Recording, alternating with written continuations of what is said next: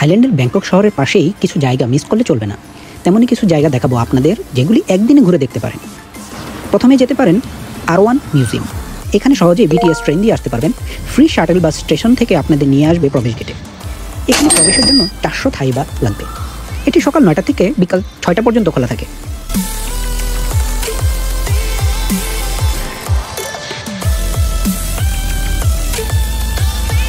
এখান থেকে যেতে পারেন সামুদ্রাকান এনসিয়েন্ট সিটি। এখানে প্রবেশের জন্য লাগবে 700 থাই বাত, যা ভ্রমণের পরে মনে হবে অন্য এক জগতে প্রবেশ করেছেন। এটি সকাল 9টায় শুরু হয়ে বিকাল 7টায় বন্ধ হয়ে যাবে। আর বিকালে সূর্যাস্ত দেখতে দুটি অপশন বলবো আপনাদের। এর মধ্যে একটি হচ্ছে বাংকো রিক্রিয়েশন সেন্টার। এখানে সহজেই এনসিয়েন্ট সিটি থেকে ট্যাক্সিতে 10 মিনিটে চলে আসতে পারবেন। এখানে প্রবেশের জন্য কোনো টাকা দিতে হবে না, সাথে ফ্রি শাটল সার্ভিস পাবেন।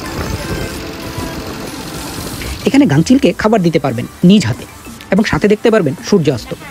এবং পাশেই রয়েছে বিভিন্ন ঘোরার জায়গা, যেগুলো সমুদ্রের পাশ দিয়ে আপনাকে ঘুরতে সাহায্য করবে।